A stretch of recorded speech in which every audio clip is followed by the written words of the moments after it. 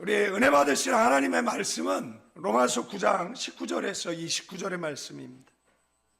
혹 내가 내게 말하기를 그러면 하나님이 어찌하여 허물하시느냐 누가 그 뜻을 대적하느냐 하리니 이 사람아 내가 누구이기에 감히 하나님께 반문하느냐 지음을 받은 물건이 지은 자에게 어찌 나를 이같이 만들었느냐 말하겠느냐 토기장이가 진흙 한 덩이로 하나는 귀 있을 그릇을 하나는 천 있을 그릇을 만들 권한이 없느냐 만일 하나님이 그의 진노를 보이시고 그의 능력을 알게 하고자 하사 멸하기로 준비된 진노의 그릇을 오래 참으심으로 관용하시고 또한 영광 받기로 예비하신 바 긍휼의 그릇에 대하여 그 영광의 풍성함을 알게 하고자 하셨을지라도 무슨 말을 하리요 이 그릇은 우리니 곧 유대인 중에서뿐 아니라 이방인 중에서도 부르신 자니라. 호세아의 글에서도 이르기를 내가 내 백성 아닌 자를 내 백성이라 사랑하지 아니한 자를 사랑한 자라 부르리라. 너희는 내 백성이 아니라 한 그곳에서 그들이 살아계신 하나님의 아들이라 일컬음을 받으리라 함과 같으니라. 또 이사야가 이스라엘에 관하여 외치되 이스라엘 자손들의 수가 비록 바다의 모래 같을지라도 남은 자만 구원을 받으리니 주께서 땅 위에서 그 말씀을 이루고 속히 시행하시리라 하셨느니라. 또한 이사야가 미리 말한 바 만일 만군의 주께서 우리에게 씨를 남겨두지 아니하셨더라면 우리가 소돔과 같이 되고 고모라와 같으리로다 함과 같으니라. 아멘. 아멘. 우리 오른손 높이 성경책 드시고 저를 따라 기도합니다. 이것은 나의 성경책입니다. 이것은 나의 성경책입니다. 하나님께서 내게 주신 것입니다. 하나님께서 내게 주신 것입니다. 나는 이 성경이 말하는 사람입니다. 나는 이 성경이 말하는 사람입니다. 나는 이 성경이 가지고 있다는 것을 가지고 있습니다. 나는 이 성경이 가지고 있다는 것을 가지고 있습니다. 나는 이 성경이 할 수 있다는 것을 할 수 있습니다. 나는 이 성경이 할 수 있다는 것을 할 수 있습니다. 오늘 설교자를 통하여 하나님의 말씀을 듣는데 오늘 설교자를 통하여 하나님의 말씀을 듣는데 겸손히 받아들여 겸손히 받아들여 반드시 변화받을 것을 반드시 변화받을 것을 예수님의 이름으로 기도합니다. 예수님의 이름으로 기도합니다. 이 로마서 9장 19절에서 29절 말씀은 우리를 편안하게 해주는 말씀은 아니다라는 것, 오히려 우리의 중심을 흔들고 그리고 우리가 어느 위치에 있는지를 알게 해주는 말씀이다라는 것입니다. 이 본문을 마주하게 되어지면 누구나 마음속에 같은 질문을 하게 돼요. 하나님께서 누구는 구원하시고 누구는 구원하지 않으신다라고 한다라면 어떻게 이럴 수 있냐라는 질문을 하고 있는 거예요. 하나님이 누구는 긍휼히 대하시고 누구에게는 무정하시고 그 다음에 냉정하게 대하신다라면 그러면 인간에게는 아무런 책임이 없는 것 아니냐라는 이런 질문을 하고 있다라는 겁니다. 이것은 단순한 신학적 질문이 아니라 하나님 앞에서 인간의 교만을 가장 솔직하게 드러내는 질문이다라는 거예요. 그래서 이 말씀을 제대로 이해하기 위해서는 먼저 배경을 알아야 할 필요가 있어요. 바울이 이 편지를 쓸 당시 교회는 큰 전함전후에 서 있었습니다. 유대인 중심으로 시작되어진 복음이 이방인들에까지 확장되면서 교회 안에 전혀 다른 배경을 가진 사람들이 이제 모이게 되어진 거예요. 그런데 유대인들은 자신들은 아브라함의 자손이고 율법을 받은 민족이라는 이유로 구원을 아주 당연하게 여겼다라는 것. 여러분들 유대인들이 기도할 때 어떻게 기도합니까? 이방인으로 태어나지 않은 것에 대한 감사를 기도했던 사람들이에요. 그러니까 자신들은 율법을 갖고 있기 때문에 그리고 하나님께서 약속하셨기 때문에 자신들은 구원을 얻을 것이다라는 거죠. 구원에서 배제될 것이다라는 생각을 하지 않았어요. 마치 이 시대의 구원파와 같은 생각을 유대인들은 가지고 있었다라는 거예요. 그러니까 그들은 구원이라는 것이 하나님의 은혜로 주어지는 것이 아니라 어떤 자격으로 주어지는 것이다라는 거예요. 그래서 자신들은 그 자격을 갖추고 있다라는 거예요. 유대인이다라는 거예요. 율법을 갖고 있다라는 거예요. 그런데 복음은 뭐죠? 그런 상황 가운데에서 이방인들이 아무런 조건도 없이 복음을 받아들이기만 하면 구원을 얻는다라는 것이 이해가 되지 않았어요. 그래서 그들은 속으로 질문한 거예요. 이것이 정말 공이냐? 하나님은 공의로운 분이냐라는 거예요. 왜 저들이 구원을 받느냐라는 거예요. 그렇다면 하나님의 약속이 잘못된 것 아니냐라는 거예요. 바울은 그 질문에 대해서 이 9장을 통해서 분명하게 선언하는 겁니다. 구원은 혈통이 아니라는 거예요. 구원은 네가 유대인이기 때문에 받는 것이 아니다라는 거예요. 구원은 네가 율법을 가지고 있기 때문에 받는 것이 아니다라는 거예요. 다시 말하면 구원은 노력의 결과가 아니다라는 거예요. 구원은 행위의 결과물이 아니다라는 거예요. 구원은 오직 하나님의 은혜, 하나님의 긍휼에 달려 있다라는 거예요. 이 말씀이 유대인들에게는 충격이었어요. 그리고 지금도 행위 구원을 외치는 사람들에게는 불편하다라는 거예요. 무엇인가 노력을 하고 그 노력의 결과물로 구원이 성취되어지는 것이다라고 이방 종교는 주장하고 있어요. 그런데 예수만 믿으면 구원을 얻는다. 이것은 행위 구원을 외치는 사람들에게는 굉장히 불편한 메시지다라는 거예요. 왜냐하면 우리는 여전히 하나님 앞에서도 자격을 따지려고 하는 존재라는 거예요. 그래서 교회에서 좀 조심해야 될 사람들이 있잖아요. 새벽 기도하는 교인들. 나는 새벽 기도하는데 너는 왜 안 하냐라는 거예요. 그래서 새벽 기도하는 교인들이 굉장히 무서운 교인들이죠. 그 다음에 11조 하는 교인들. 그러니까 무엇인가 내가 이런 행동을 통해서 구원을 얻는다라고 생각을 하는 거예요. 여러분들 구원받기 위해서 교회 주일 성수를 하시는 겁니까?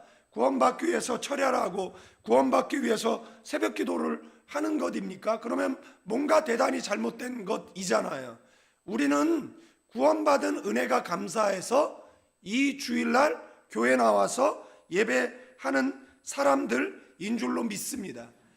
하나님이 나의 목자시기 때문에 내게 부족이 없어서 그 은혜가 감사해서 내 소유를 구별하여서 하나님 앞에 드리죠. 그러면 교회는 그걸 가지고 선교하고 구제하죠. 그렇기 때문에 하나님께서 교회 속에 복을 주시는데 교회가 복을 받는 것은 성도들에게 복을 주셔서 그 복이 교회 속으로 흘러 들어오게 하고 교회는 그것을 또한 흘려 보내는 것이잖아요. 여러분들 사람들이 교회를 안 가는 세 가지 이유가 있대요. 그래서 팬데믹 3년이라는 시간 동안에 15,000교회가 문 닫고 200만이 교회를 떠났대요. 세 가지 이유예요. 권위주의, 그 다음에 세습, 그 다음에 재정의 불투명. 그러면 재정이 투명하고 그 다음에 세습하지 않고 권위적이지 않으면 뭐 교회를 다니겠다라는 건가요? 그러면 다니면 되죠.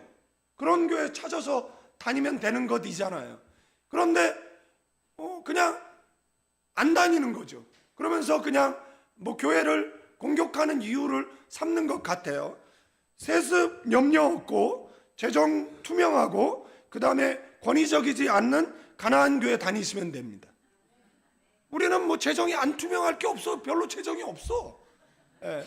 그럼에도 불구하고 뭐 힘에 붙이도록 선교하고 그 다음에 구제사역하고 있으니까 뭐 그리고 뭐 제 딸 얘기하면 벌금이 5만 원인데 당분간은 좀 얘기해도 돼요. 근데 그잖아요. 뭐 걔가 지금 어려요. 제가 40에 돼서 아이가 나왔기 때문에 걔가 뭐 나중에 뭐 신학을 가고 뭐 목사가 될까요? 저는 합동측 목사고, 그 다음에 저희는 장로 교회인데 저희 교회는 여목사를 인정을 하지 않아서 제 아이가 세습할 일도 없어요. 그죠? 네. 만약에 제 아이가 뭐 저기 한다 그러면 뭐 다른 교단으로 가야 되겠죠. 뭐 교단을 옮긴다든지 뭐 그럴 텐데 뭐 그렇습니다. 그러니까 가장 좋은 교회 어떤 교회? 가나안 교회. 아야 할렐루야. 나만 좋은 교회래. 참 오늘 설교가 너무 힘들어. 아유 내가 진짜 빨리 마쳐야지. 내가 이렇게 설교하려고 내가 밤새도록 설교를 준비하는 내 인생이 참. 바울은 이 질문에 대해서 논리적으로 설명하지 않습니다. 그냥 오히려 사도 바울은 뭐라고 외치냐 하면, 이 사람아, 네가 누군데 감히 하나님께 반문하냐라는 거예요. 여기에 반문이라는 이 단어는요, 단순히 묻는 게 아니에요. 사람들이 질문하면 의도가 있잖아요. 내가 이렇게 알고 있는데 너는 어떻게 알고 있느냐? 그래서 네가 알고 있는 것에 대해서 반박하겠다, 이런 질문도 있고요. 그 다음에 나는 이걸 아는데 너는 아는가 해서 이렇게 교만한 질문도 있고요. 뭐 정말 궁금해서 묻는 질문도 있어요. 그래서 사람들이 저한테 질문하면 저는 잘 대답을 안 합니다. 연구해 볼게요. 그리고 나서 한 주 지난 다음에 아니면 시간이 좀 흐른 다음에 답변해야지, 그냥 그 자리에서 잘 답변하지는 않습니다. 제가 뭐 불친절해서 그런 게 아니라 어떤 질문인가에 대한 좀, 그리고 정확한 답을 드리기 위해서 그렇게 시간을 좀 텀을 두는데, 여기서 말하는 반문이라는 건 시비를 거는 거예요. 따지고 계속해서 말대꾸하는 태도를 의미한다라는 거예요. 다시 말하면 우리는 질문하는 그 수준을 넘어서 하나님을 판단하는 자리까지 올라가 있는 질문이다라는 거예요. 그래서 바울은 그 교만을 끌어내리는 거예요. 그러면서 네가 뭐냐라는 거예요. 너의 위치는 하나님의 위치가 아니라는 거예요. 너의 위치는 피조물의 위치라는 것이에요. 그래서 무너진 질서를 바로 잡기 위한 사도 바울의 답이라는 거예요. 하나님은 창조주고 그 다음에 우리는 뭐예요? 피조물이다라는 거예요. 그는 토기장이고 우리는 진흙이다라는 겁니다. 여러분들, 이스라엘 백성이 가나안에 들어가지 못한 이유가 뭐죠? 불평불만이에요. 저는 그리스도인들이 불평불만이 없었으면 좋겠어요. 그죠? 불평불만하면 뭐 달라지나요? 뭐 인생이 좀 나아지나요? 뭐 살림이 피나요? 불평불만하면 우울증 걸립니다. 불평불만하면 공황장애 찾아옵니다. 우울증의 원인이 불평불만이에요. 비교의식에서 우울증이 생기는 것이에요. 그냥 나는 나로서 보기 두기에도 아까운 존재라는 거. 나 한 사람 구원하기 위해서 예수님 십자가에 죽으시고 그 대가를 내가 구원을 얻었다라는 거. 그래서 나는 어떤 존재예요? 천하보다 귀한 존재예요. 그래서 신앙이 우리 속에 들어오면 자존감이 높아져요. 뭐 상황은 어렵고 힘들어도 괜찮아요. 하나님이 나와 함께 하시기 때문에 나는 돌파하고 이기고 승리할 것이다라는 확신이 있어요. 그래서 신앙이 들어오면 뭐가 있죠? 신앙이 여러분들 성경 속에 1897명이 예수님 만나서 하나님 만나서 인생 역전한 것이잖아요.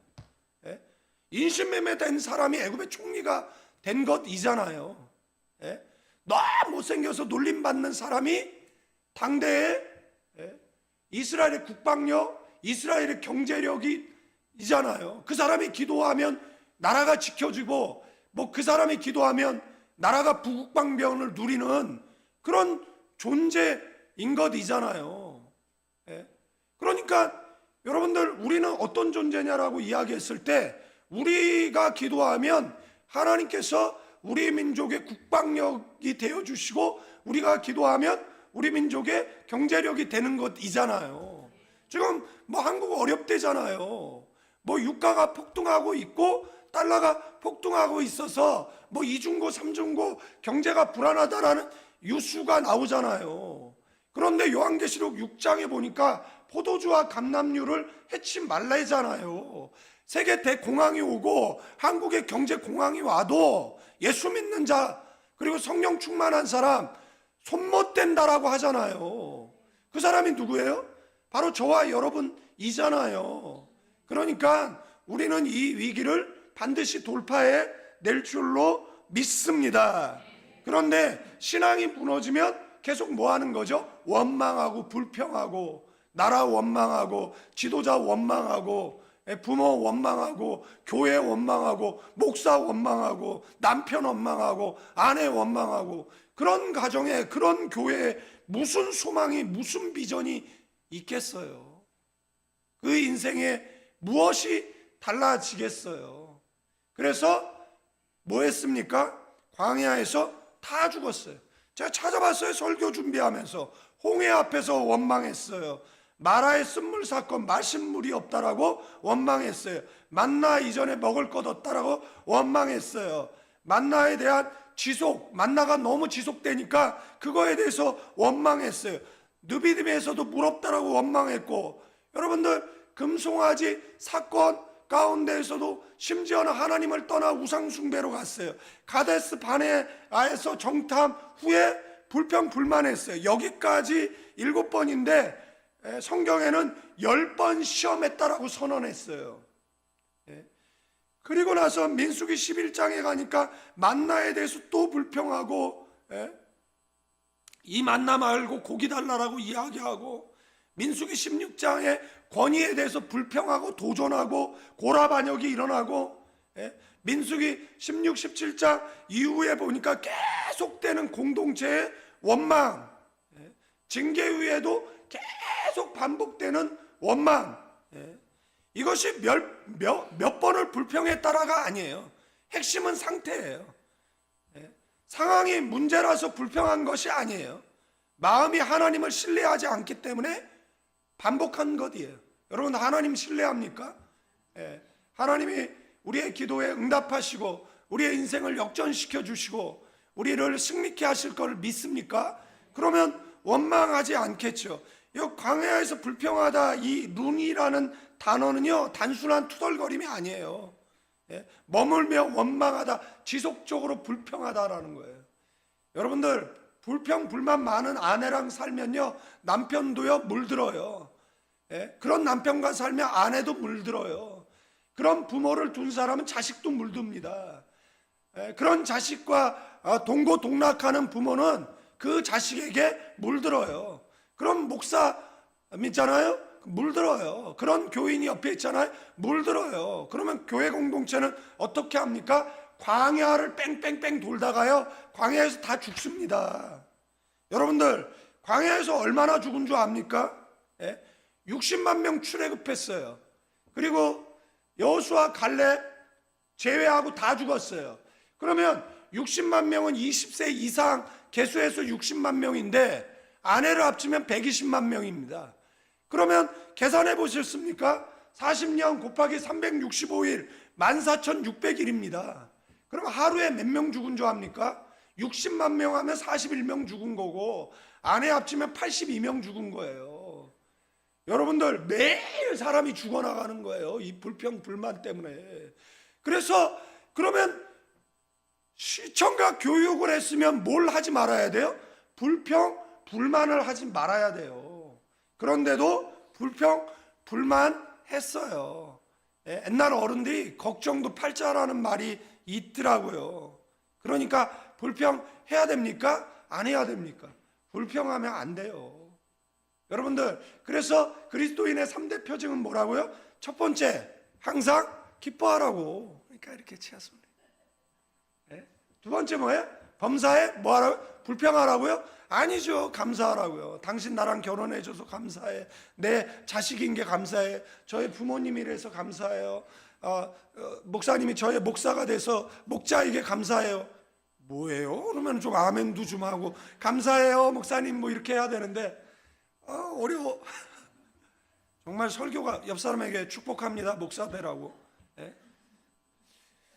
종에 닮은 사람이 있네요. 제가 아는 청년하고 닮았는데 좀 살이 쪘는데. 근데 잘 보세요. 종애야? 오, 살쪘네. 종애 고마워. 종애가 드디어 언제 오나 했는데 우리 개척되고 이제 3년 만에 나타나시네. 제가 옛날에 필리핀에 청년 많을 때 청년 귀한 줄 모르고 청년들 엄청 괴롭혔거든요. 그래가지고 애들이 제가 한국에 개척했는데 이 근처로 안 와요. 근처에 왔다가 잡혀가지고 또 저한테 가스라이팅 당할까봐 내가 이럴 줄 알았으면 내가 한국에 개척할 줄 알았으면 필리핀에서 잘해줄 걸. 필리핀에 청년들 엄청 많았거든요. 그냥 한 150명씩 있었거든요. 그러니까 청년만 걔네들한테 잘해줬으면 제가 이렇게 개척교회 하면서 개고생하지는 않을 텐데. 아니 나 고생한다니까 굉장히 기뻐하시네요. 다른 때 웃으라 그럴 때는 안 웃고. 그죠? 불평불만으로 82명씩 죽어나갔어요. 죽고 싶습니까? 광야 돌다가 인생 허비하고 싶으세요? 그래서 여러분도 예수 믿는 사람 팔자는 없잖아요. 그러나 예언을 이기는 게 믿음이잖아요. 불평이 이만큼 올라올 때가 있어요. 제가 산전수전, 공중전, 해전 겪을 때 도대체 왜 나는 산 넘으면 강이고 강 건너면 사막이고. 제가 저기 필리핀에서 22년 목회하고 제가 한국 돌아올 때 금이 환영할 줄 알았어요. 뭐 개척하면 정말 폭발적으로 부흥할 줄 알았어요. 제가 이렇게 연단 받을 줄은 몰랐어요.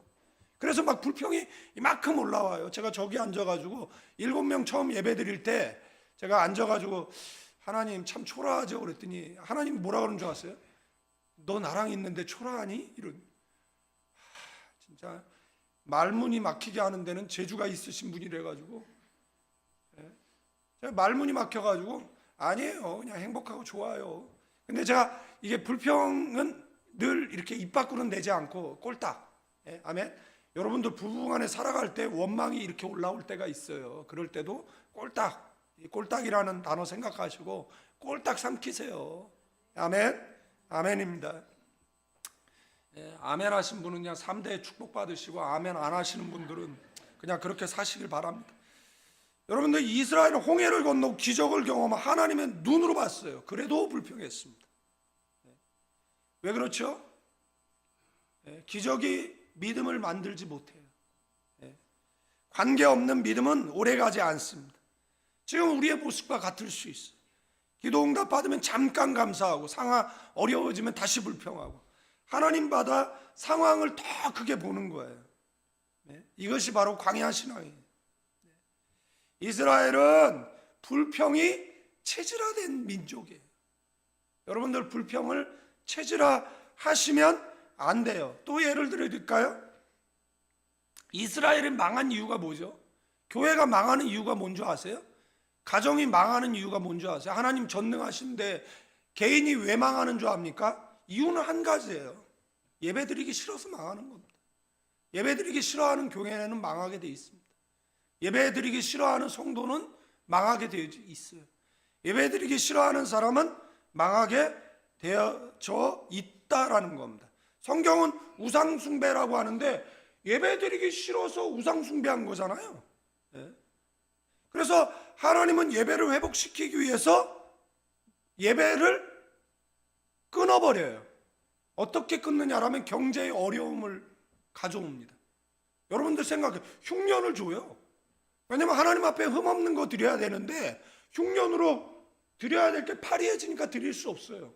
그러니까 예배 때 제물을 드릴 수가 없어요. 그래서 제일 먼저 나타난 경제 파탄입니다. 나중에는 어떻게 됩니까? 여러분들 예배 자체를 받지 않아요. 이사야 1장에 보니까 너희의 수많은 재물을 내가 무엇하러 가져왔느냐라고 이야기합니다. 누가 성전문 좀 닫아줬으면 좋겠다. 그 예물이 이제는 역겹다라고까지 이야기합니다. 아모스 5장에 보면 너희 절기를 미워한다라고도 이야기를 해요. 그래서 예배의 중심인 성전이 어떻게 됩니까? 무너져 버려요. 그래서 포로로 끌려가잖아요. 그래서 70년이 차요. 그리고 70년 만에 돌아와서 제일 먼저 한 게 뭐죠? 성전 재건이에요. 성전을 왜 재건해요? 예배 드리려고 한 거예요. 1차 포로 귀환은 수르바벨. 그래서 수르바벨 성전이라고 하잖아요. 성전을 재건하죠. 2차 포로 귀환에서 다시 율법으로 신앙을 고치시키는 겁니다. 에스라가 인도하에. 3차 포로 귀환은 느헤미야에 의해서 그 예루살렘 주변으로 교회 주변에 모여 살게 하기 위해서 어떻게 합니까? 안전을 위해서 성벽을 재건하는 그게 나오잖아요. 그러니까 성전이 무너진 건 예배 시스템 자체가 붕괴돼 버린 거잖아요. 팬데믹 상황에 예배 시스템 자체가 붕괴가 된 것이에요. 그래서 이들은 포로로 끌려가서 고민한 게 뭐예요? 우리가 왜 망했느냐라는 거예요. 우리가 하나님의 백성인데, 우리가 율법을 가진 자인데 왜 망했나는 거예요. 여러분들 성경 속에는요 8만 5천 가지의 길이 나옵니다. 그래서 예수 믿는 사람은 웬만해서 망할래야 망할 수가 없는 사람이에요. 웬만해서 망할 수가 없어요. 그런데도 망하는 건 기적이에요. 8만 5천 1번째의 길을 가는 거예요. 정말 어메이징한 겁니다. 그러니까 성경에는 8만 5천 가지 길이 있어요. 어떤 사람은 기도를 붙잡고, 어떤 사람은 예배를 붙잡고, 어떤 사람은 구제를 붙잡고, 어떤 사람은 봉사를 붙잡고, 어떤 사람은 선교를 붙잡고, 어떤 전도를 붙잡고. 그래서 뭐 하는 거예요?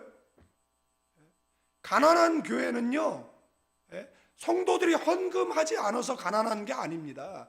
선교나 구제하지 않아서 가난한 거예요. 가난한 사람은요 돈을 못 벌어서 가난한 게 아니에요. 구제하지 않아서예요. 여러분들 성경이 뭐라고 얘기합니까? 구제하면 낡아지지 않는 주머니를 준대잖아요. 교회 헌금 안 드려도 돼요. 길 가다가 어렵고 가난한 사람 있으면 도와주세요.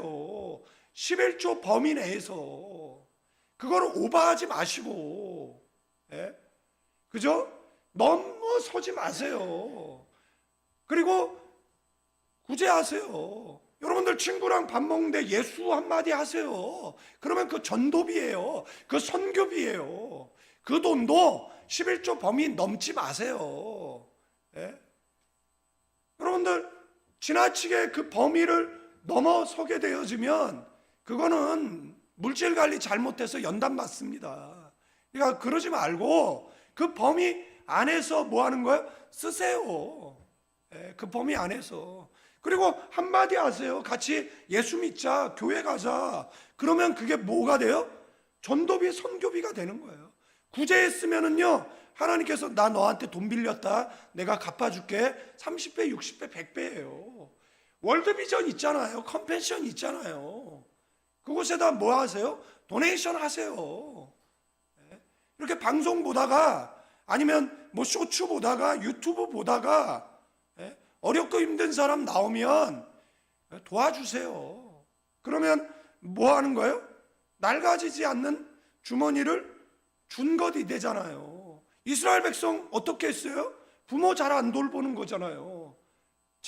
저를 주례했던 홍문균 목사님이 이런 이야기를 했어요. 10의 3조를 드리래요. 11조 교회 드리고 11조 친정, 11조 시대에.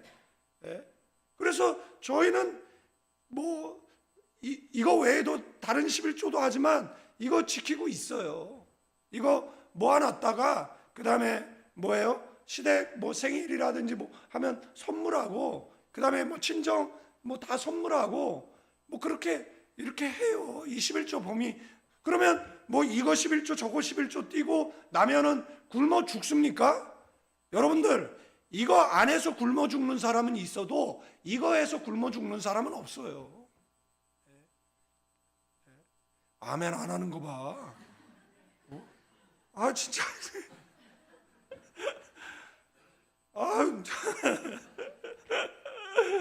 아유, 내 진짜 먼 산 바라보고 설교를 해야지, 진짜. 그죠? 그런데 자, 포로 귀환할 때 이렇게 제사장, 그 다음에 이제 2차 포로 귀환할 때 에스라가 이끌고 이제 강가에서 이제 쉬는데 3일을 쉬었어요. 여러분들 그 프로세팔리스에서 저기 예루살렘까지 거리가 얼마 되는 줄 아세요? 예? 우리는 뭐 포로 귀환했다 그러니까 뭐 그렇게 금세 온 줄 아세요? 2214km예요. 할라에서 백두까지 800km밖에 안 돼요. 그러니까 할라에서 백두까지 걸어갔다가 다시 할라까지 걸어왔다가 다시 백두까지 걸어가는 거예요. 여러분들 날짜가 나와요. 하루에 20km를 걸어서 4달을 만에 도착한 게 예루살렘이에요. 가다가 죽는 사람도 있었어요. 가다가 여러분들 이게 얼마나 위험한 길이냐라면 느헤미야가 군대 동원해 달라고 이야기를 해요. 그리고 국경을 넘을 때마다 무사 통관할 수 있도록 조서 써달라고 이야기를 해요. 그런데 에스라가 이끌고 가는데 깜짝 놀랐어요. 왜 놀란 줄 아세요? 레위인이 없어요. 레위인이 한 사람도 안 따라왔어요. 이 말은 뭐냐라면 2214km 걸어서 예배드리러 가는데 아무도 안 온 거예요. 세상이 좋아서. 우리 한희수 원사님 동탄에서 버스 3번 타고 2시간 반 걸려서 와요. 성훈이가 원주에서 와요.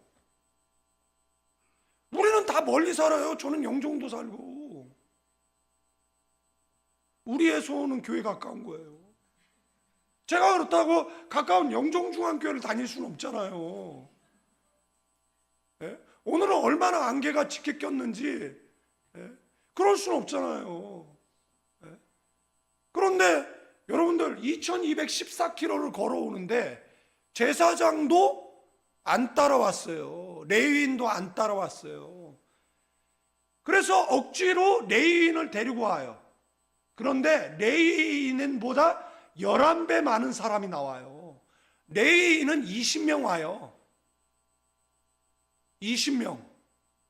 그런데 그보다 11배 많은 220명이 따라온 사람이 있어요.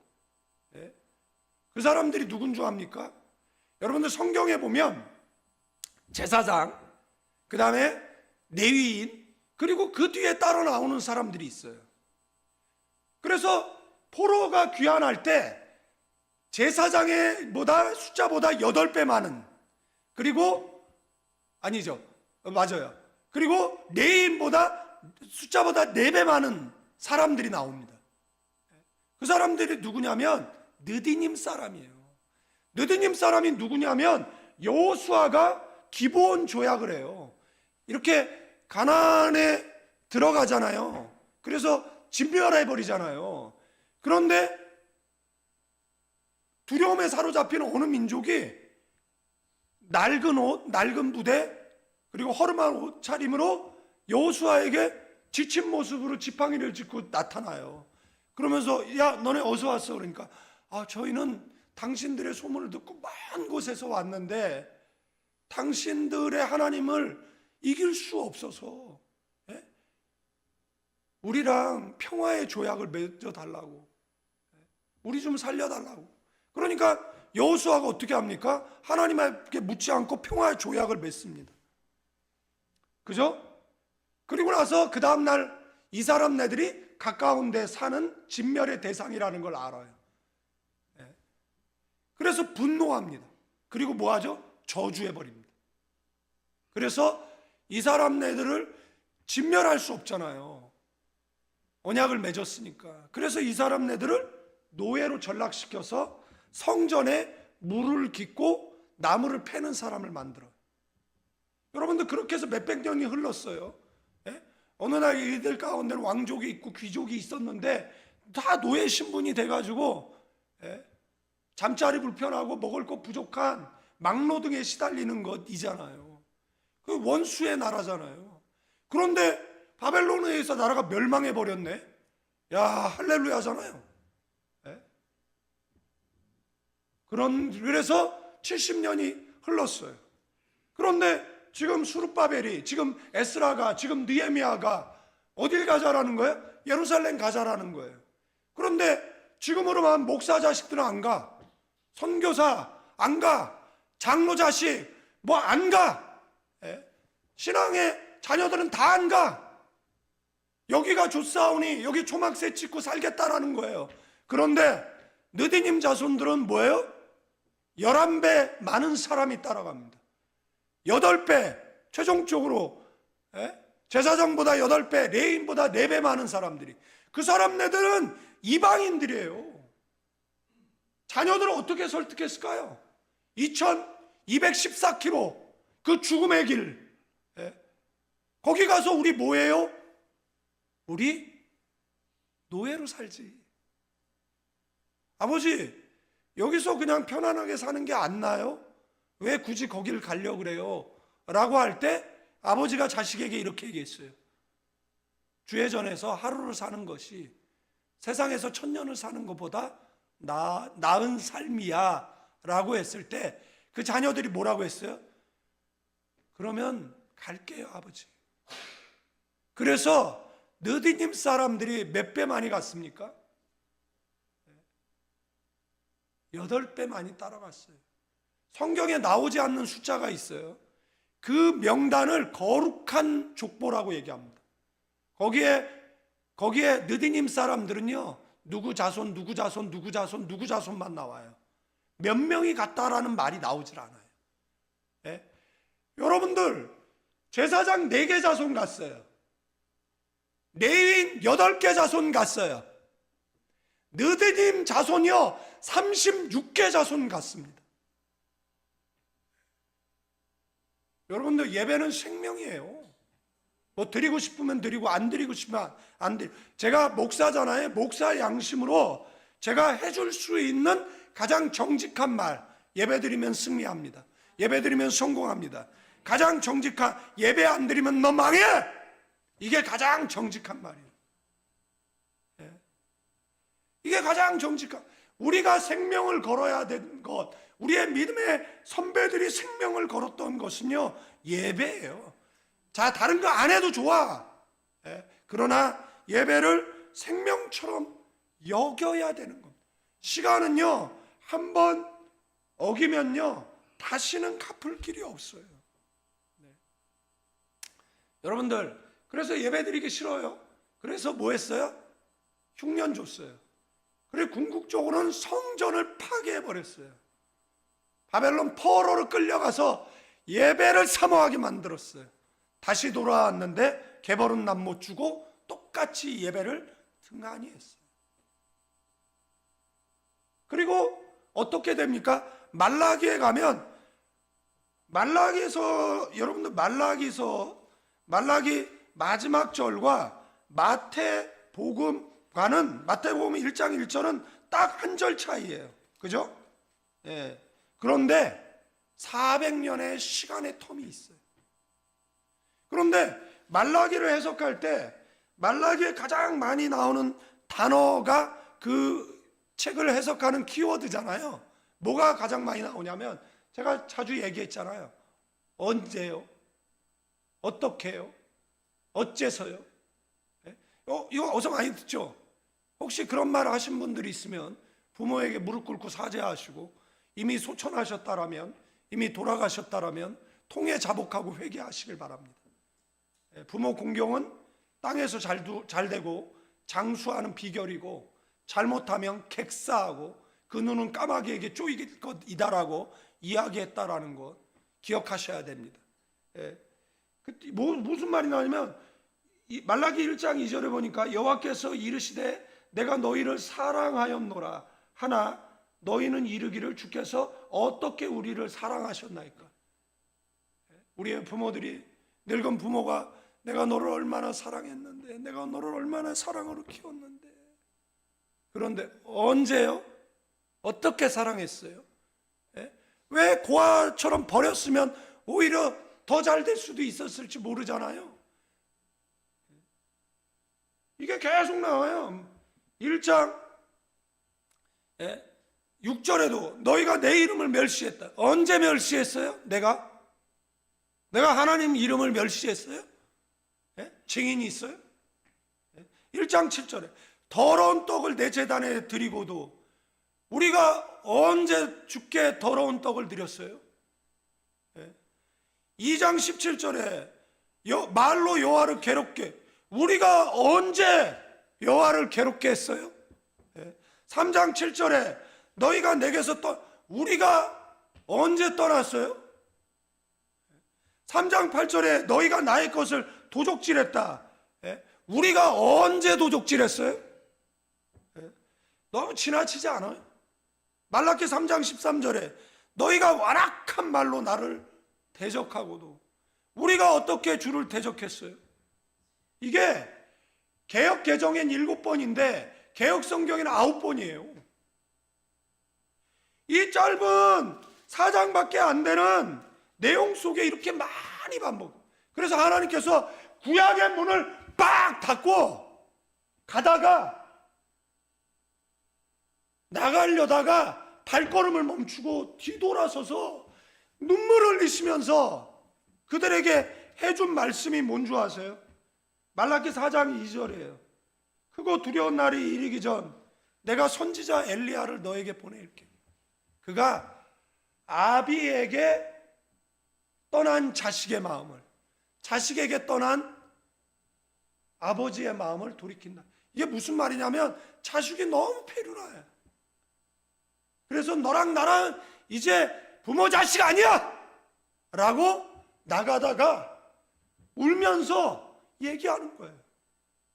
누가 와서 너랑 나랑 화해시킬 거야.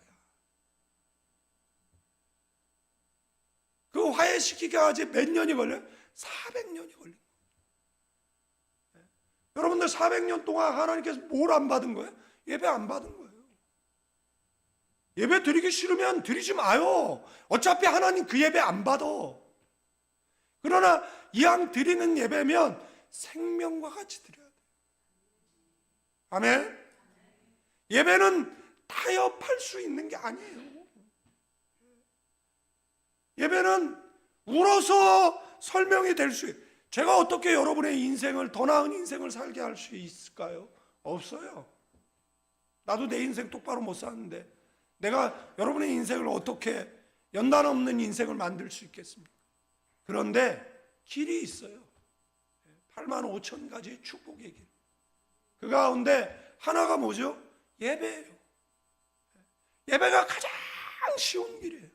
가장 이지혜예요.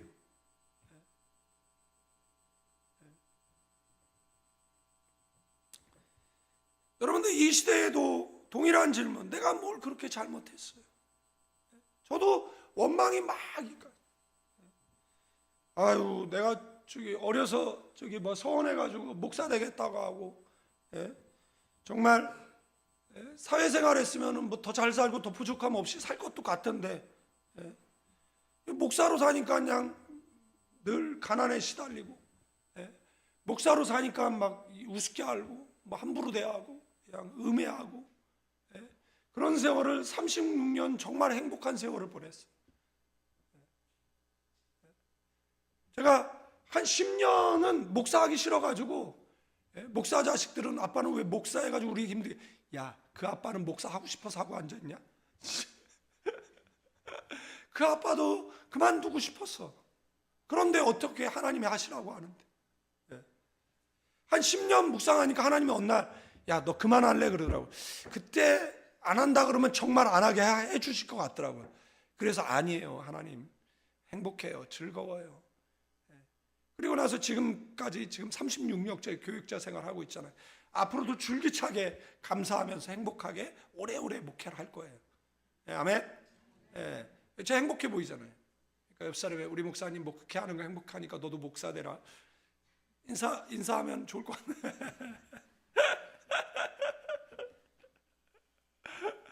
아이고, 그렇습니다. 여러분들, 이스라엘 백성은 뭐 한 거예요? 그렇게 계속해서 뭐예요? 제가 그때 야, 내 동기들은 뭐 몇천 명, 뭐 몇만 명 교회하는 애들도 있는데, 아, 저놈 새끼는 목사 자식이라 가지고 신앙이 옷깃만. 여러분들, 목사 자식은요, 저는 독신 세대예요. 산전수전 공중전 해전 다 꺾었는데 제 자녀가 옷깃 하나만 이렇게 탁 여미잖아요. 그러면 연단 없어요. 아브라함이 연단 다 겪고 이삭은 연단 없었어요. 그래서 목사 자녀가 옷깃 하나만 이렇게 탁 채우잖아요. 그러면요 더 빨리 가요. 제 아는 목사 자식 놈이 있는데 막 힘들어가지고 저한테 와서 하소연하는 게 너무 힘들다는 거예요. 그래서 제가 교인한테 받은 편지 이렇게 줬어요. 읽어보라고. 읽어보더니 아이씨, 나는 아무것도 아니네. 걔 우울증을 단번에 치료해 줬어요. 그래서 나는 이거 우리 딸이 저기 요즘 기도할 때 우리 아빠가 사람들에게 하소연하지 않도록 기도하는데 그 기도가 응답이 안 돼가지고 내가 지금 설교 시간을 틈타가지고 하소연하는 게 아니라, 그럴 수 있다, 뭐 이런 이야기를 이제 이야기를 하는 거고.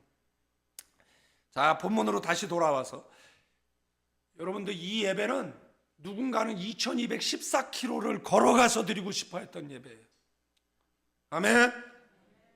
바울이 사용했어요. 이제 비유로 예를 들어 토기장이야 진흙인데, 이사야 에레미야서에 반복적으로 이 토기장이 뭐 진흙 가지고 이제 그릇을, 어떤 거는 귀하게 쓸 그릇, 어떤 건 천하게 만들잖아요. 그런데 이건 하나님의 절대적인 주권이라는 거예요. 권한이라는 거예요.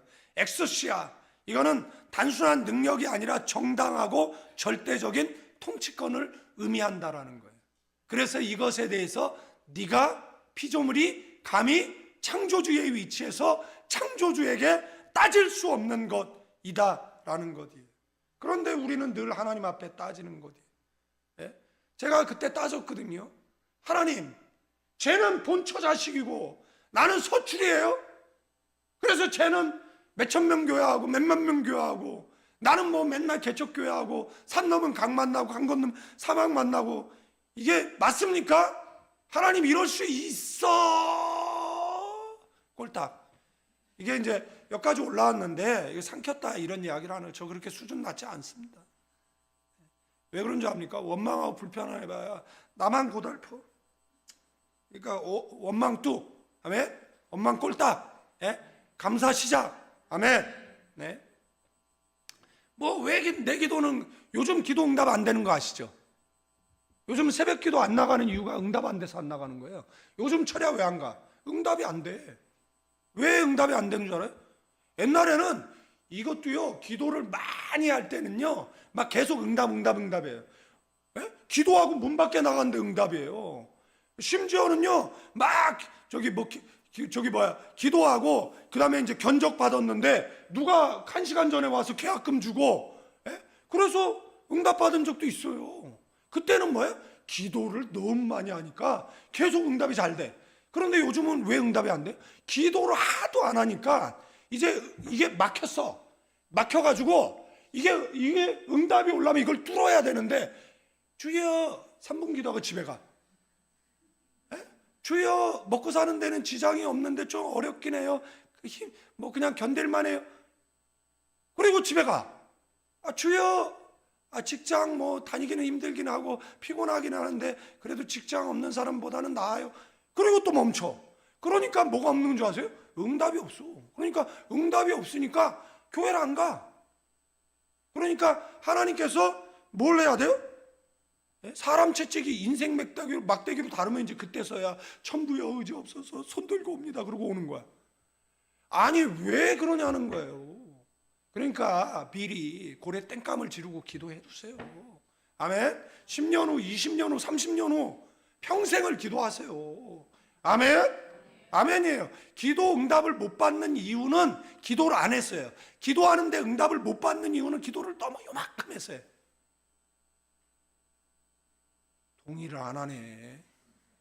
이게 처음부터 힘들었어. 이게 무슨 오늘 뭐가 꼈는지. 자, 빨리 자, 오늘 말씀은 우리를 멈춰 세우는 거예요. 네가 하나님 앞에 어떤 존재냐라는 거예요. 예. 하나님이 너를 얼마나 오래 참고 기다리고 계시는지, 예. 하나님의 긍휼을 여러분들, 하나님께서 참지 않으셨으면 우리는 이 세상에 존재하지 않습니다. 하나님께서 참고 기다려 주시니까 우리가 이 세상에 존재하는 거예요. 이 오래 참는 마크로 뒤미아는요, 분노를 당장 쏟아내지 않고 길게 참고 기다리는 하나님의 성품을 의미한다라는 거예요. 아멘. 아멘. 긍휼은 뭐예요? 엘레오스라는 받을 자격이 없는 자에게 베푸시는 하나님의 일방적인 은혜라는 것이에요. 그러니까 천이 쓰는 그릇이면 어떻고 귀 쓰는 그릇이면 어떻나라는 거예요. 그래서 우리는 질문을 바꿔야 돼요. 뭐라고 바꿔야 되느냐라면, 왜 접니까? 왜 하나님께서 나 같은 죄인을 살려주시는 거예요? 저는 풍양조씨예요. 세도 정치해가지고 사람 많이 죽이던 집안이에요. 정말 뭐죠? 우리 집안에는 남자가 태어나질 않아요. 남자라고 해봐. 제가 11대 독자예요. 제가 인간문화재입니다. 500년 600년 동안 계속 남자 하나 나오다가 저희 대에서 끊어버렸어요. 저희 딸밖에 없잖아요. 육신의 대를 끊고, 그 다음에 이렇게 얘기하면 또 부인이 또 나디스하네 그럴까봐, 육신의 대를 끊고 그 다음에 뭐예요? 영적인 대를 이어가는 거죠. 믿음의 자녀를 낳고, 아멘, 전도 선교하고. 그러니까 하나님 왜 저를 목사 세워주셨습니까? 이 영광스러운 직책. 우상 숭배하던 집안에서 저 예수 믿게 하시고, 천사도 흠모하는 복음 전파 사역하게 해주신 이 은혜, 갚을 수 없는 은혜, 감당할 수 없는 은혜이잖아요. 왜 내가 이 자리에 있는 거죠? 그 수많은 사람들 가운데 왜 나는 예배를 드릴 수 있느냐라는 것이에요. 이렇게 질문을 바뀌면 원망이 내려지는 것이잖아요. 비교하던 의식에서 찬양하는 사람으로 바뀌게 되는 것이잖아요. 그래서 바울은 놀라운 선언을 해요. 하나님은 내 백성 아닌 자를 내 백성으로 부르신다라는 거예요. 너는 내 백성이다라는 거예요. 넌 내 사랑하는 자다라는 거예요. 이게 뭐죠? 이게 긍휼이에요. 이게 은혜라는 것을 기억하셔야 되는 줄로 믿습니다. 여러분들 결단하셔야 되는데, 하나님을 이해하려고 애쓰지 마세요. 하나님께 우리의 인생을 맡기세요. 그러면 하나님께서 우리의 인생을 빚어주실 것이에요. 왜 하나님 이러십니까? 라는 질문을 내려놓고, 하나님 나는 주의 것입니다 라고 고백하는 거예요. 토기자기 손에 온전히 맡기세요. 인생 살아가면서 저보다 후배들도 있고, 저보다 선배님들도 계시잖아요. 저보다 나이 많으신 분들도 계시잖아요. 저는 청년의 때가 없었습니까? 권영애 장로님이 자네 젊어봤나? 나는 늙어봤네 라고 이야기하시더라고요. 그러니까 그분은 젊은 시절이 있었잖아요.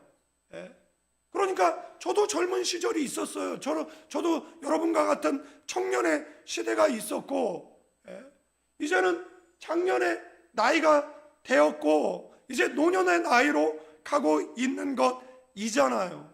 그때는 이해가 안 됐어요. 왜 나는 이렇게 고난을 겪는가? 그런데 그 모든 것들이 하나님께서 나를 빚으셔서, 아멘, 그곳에 영광을 담기 위해서 영광스러운 그릇으로 빚어가는 과정이라는 것을 깨닫고, 어느 순간서부터 원망 불편을 내려놓게 됐고, 그리고 감사하는 인생으로 바뀌게 되어졌습니다. 이제는 우리 주 예수 그리스도의 은혜와 우리 아버지 하나님의 극진하신 사랑, 성령님의 감화 감동 교통 충만 축복하심이 예배하는 믿음의 사람들, 다시 신앙의 옷깃을 여미는 믿음의 사람들, 가나안 교회와 필리핀 임마누엘 교회, 조국 대한민국과 선교지 위에 이제로부터 영원까지 함께 계실지